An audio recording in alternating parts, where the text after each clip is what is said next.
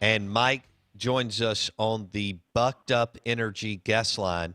And Mike, let's start with free agent quarterbacks. And you know, you and we're gonna. I know y'all are gonna talk about it all the time, but discuss the free agents here. And could you see more in play other than Russell Wilson, Derek Carr, and Jimmy G?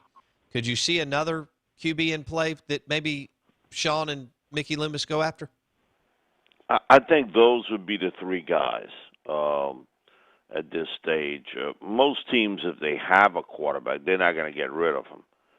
And you know, the interesting will be Aaron Rodgers and what happens with him. And if Green Bay decides to move on, or Aaron decides, I don't want to play here anymore, then you're gonna have to move him. And I wouldn't perceive that they would be that dumb to trade him to an NFC team. That they would deal him to an AFC team. But I think it will be one of those three. It's not on the roster today. When you look at who's still standing, okay, you just look at the playoff system and who's still standing. Just take a good look at that quarterback situation. Now, with the Titans, the way they're built and structured with Tannehill, you get it.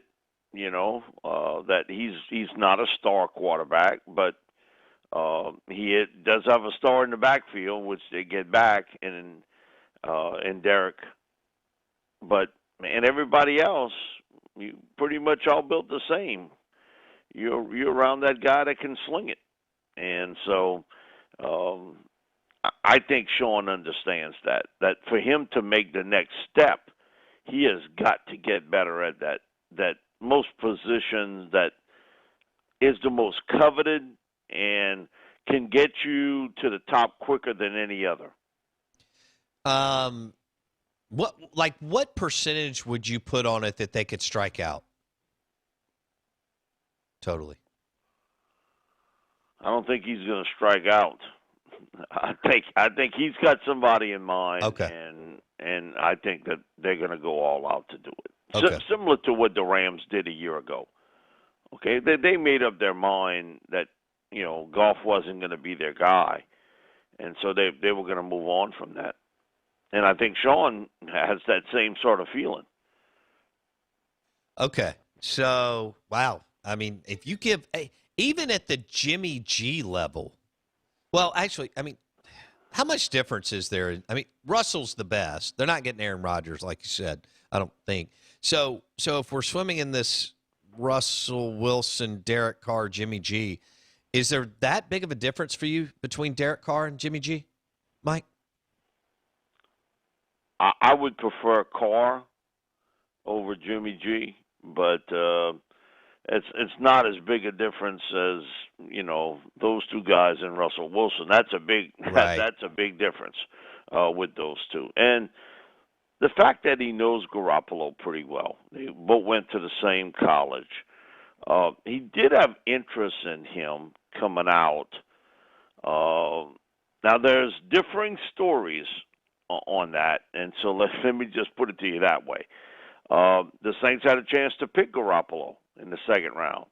Instead, they picked Stanley Jean-Baptiste, the cornerback from Nebraska.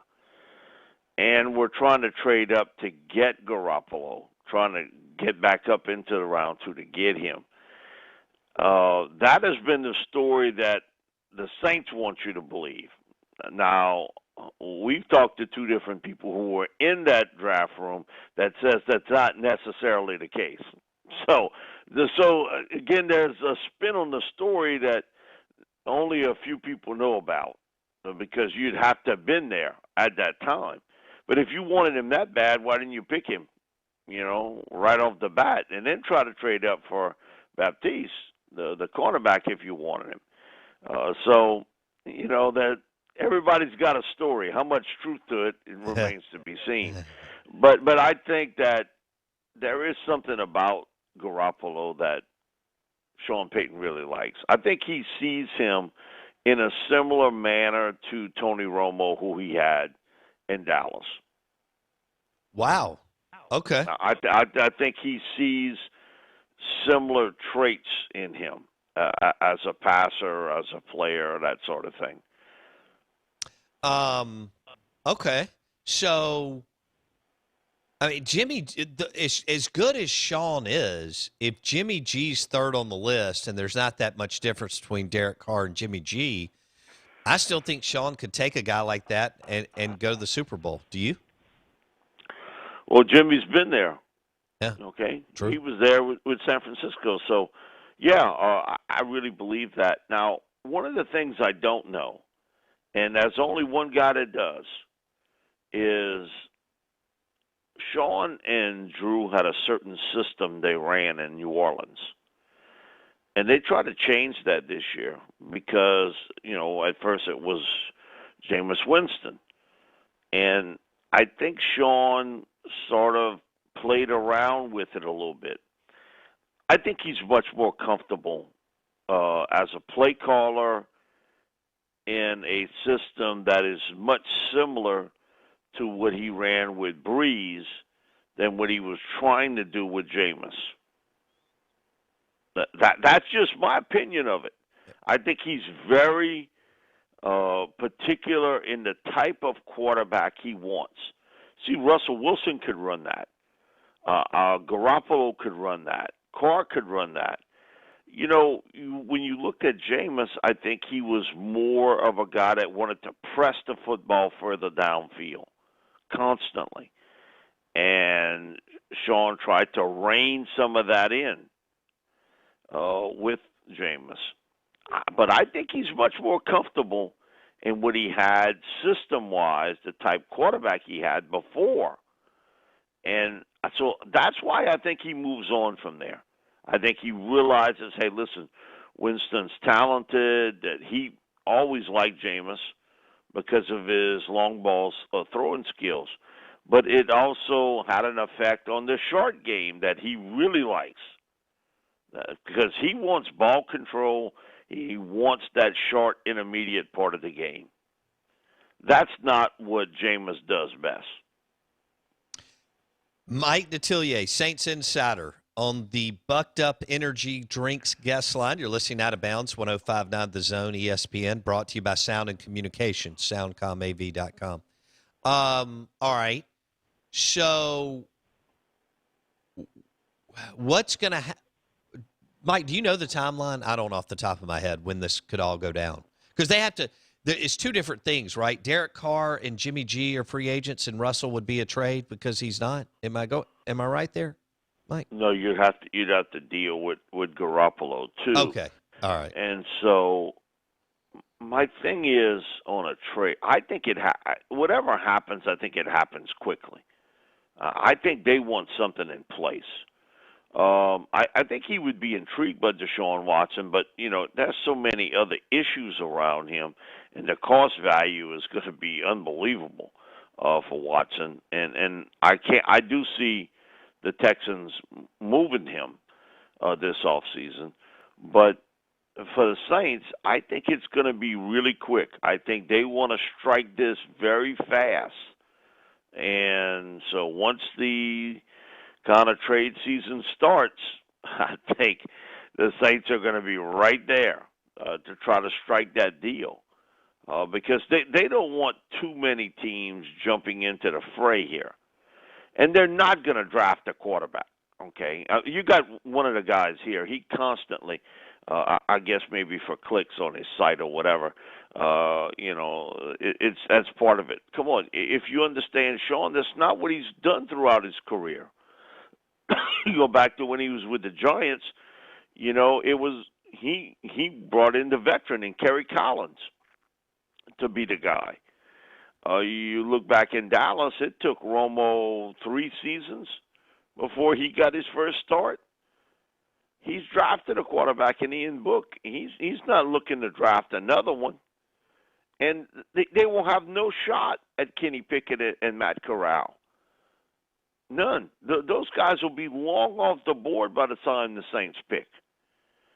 So I do see them very active and quick acting in free agency or draft period where you can make the trade for a quarterback. I don't think he's going to wait. I think it's going to be pretty quick.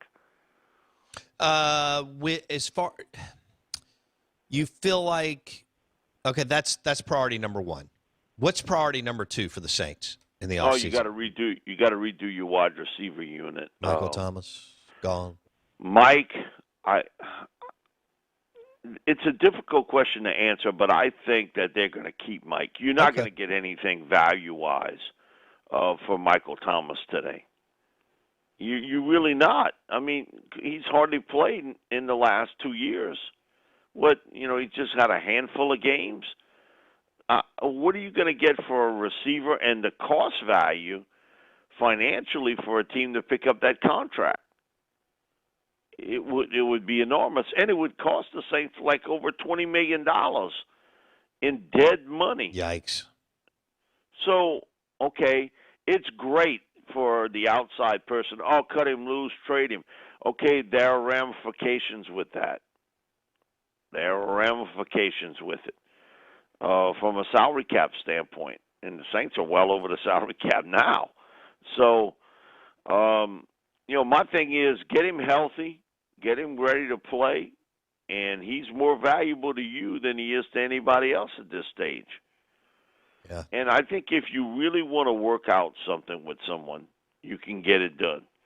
Now, again, I don't know the inside. When do you think the last time Sean Payton and Michael Thomas had a conversation? I would have no idea on that. But, Sean has always had a good relationship with players. It's very seldom we have heard a former player go after him for how he's handled things. This is a Michael Thomas issue, plain and simple.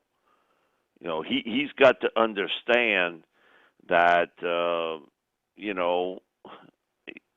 if you're not hearing that from others, isn't maybe the problem you? Yeah. And it was Mike who made the decision not to get the off-season surgery earlier. It was him. And he knew about there's a roll of the dice when you don't do it, and let's say you have complications afterwards. And that's what happened with his ankle. So there's some fence mending on both sides, but mostly with Mike. He has got to want to make this work. And listen, your NFL career is short. Wouldn't you try to do everything you can to make sure you can get back on that football field? Yeah. And play like what we saw him play like before he had the ankle injury. And that should be an injury that you can come back from. He didn't forget how to play. He's a big target receiver that can move the chains. And so you're a much better offense. There's nobody close to him on this roster. None. And who else scares you on that wide receiver unit? They maybe had the worst wide receiver unit in the National Football League last year. Okay, Callaway is a guy that can play, but he's not a 1 or a 2, and I'm not really sure he's a 3. Deontay Harris is a nice player, but he's awfully small. He's 5'5". He's 165 pounds. He can't take the beating of the NFL, so you're going to have to be careful with him. But other than that, everything else is a big question mark. And so you're going to have to redo that area. And it is the thickest area with the most talent coming out of college every year. True. And it's going to be like that for a long time. But why have this team almost turned a blind eye to that over the last 3 or 4 years? They've used a 7th-round pick on Kawan Baker.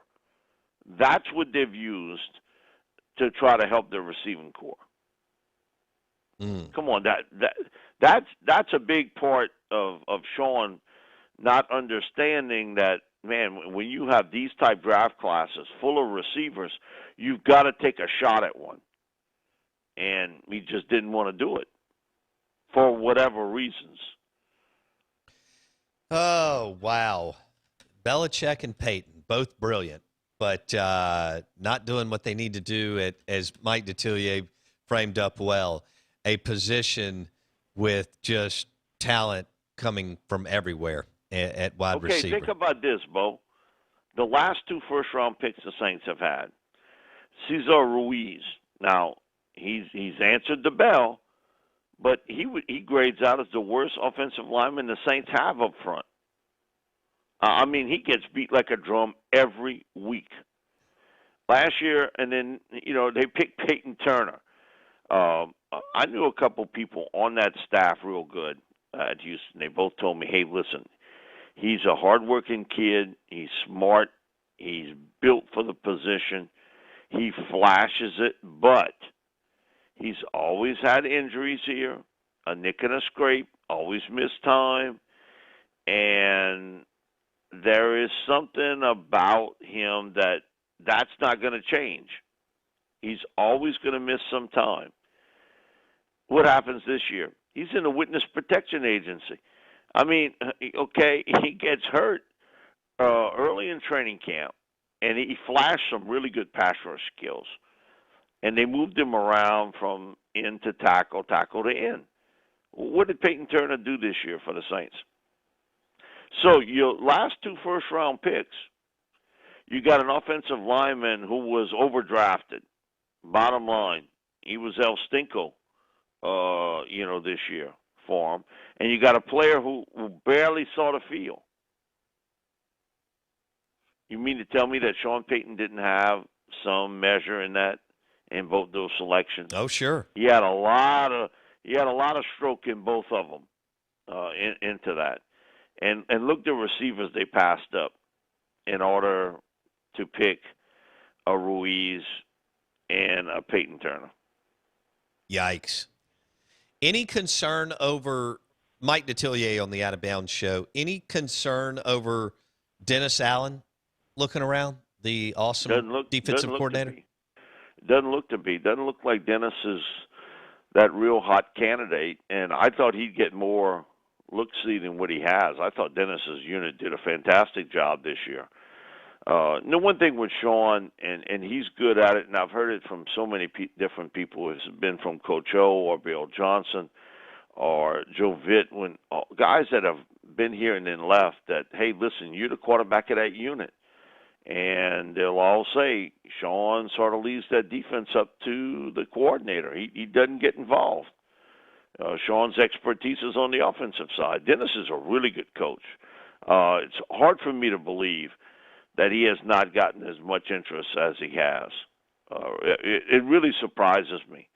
But a lot of that having to do with the fact, okay, they didn't make the playoffs, and the fact that most teams today are looking for offensive-minded coaches. Mike Detillier on the Out of Bounds show. Mike, what about Kellen Moore? I don't get it, but evidently he's a hot name. Do you expect him to get a head coaching position? Yeah, I think he probably will somewhere along the line. If it's not this year, it's next. And I'm like you, I don't get it. He's got a star-studded cast on offense with the Cowboys, and they've been the most disappointing unit. Marcus Spears, we had him on, and, Marcus the offense wasn't going yard by yard the last few games. And in the playoff game, they were going drop by drop, and how is this guy a hot candidate? Okay, because Jerry has hyped him, to be one. Isn't this very similar to Jason Garrett? Yes. In a lot of ways. Good grief. The exact same thing. It's a Jerry hype machine with Kellen Moore. So to answer your question, I think Kellen probably gets a head coaching job somewhere, if not this year, next. But my thing about it is I'm not sure he's ready for that. And I've seen nothing to convince me that guy is special as a coordinator or a play caller. Nothing. I haven't seen anything. How is he up front and center, and a guy like Eric Bieniemy is not? That's a great question. Among some others. I mean, guys that are doing really good things. I don't buy the Kellen, and I agree with you. The Jason Garrett thing I was think a head that's a scratcher. big part of it. Yeah. All right. Mike Detillier on the so what's the game of the weekend for you? Oh, that's easy. I think Buffalo, Kansas City Got it. for me. Yeah. I think that you've got two hot teams, two teams that can put that football in the end zone. And my thing with Buffalo is the big question mark is did they really play their Super Bowl last Saturday? That's a great question. Because they got to move on from this New England stuff. Listen, it is difficult to get that weight off your back. But once you do, then you got to move on. And now you got another heavyweight you walking in the ring with, and I'm talking about a heavyweight with Kansas City, who really has got that offense humming. And they gave up some. I hate to use the term garbage points, but that's basically what it was against Pittsburgh late. You gave up yardage and points, but defensively they're a better team than I've seen in years past. On that side of the football. The other game that's intriguing is Rams-Bucks because the Bucks have some injuries up front along the offensive line, and now you're playing the Rams. And the Rams have not – it's such a mercurial team.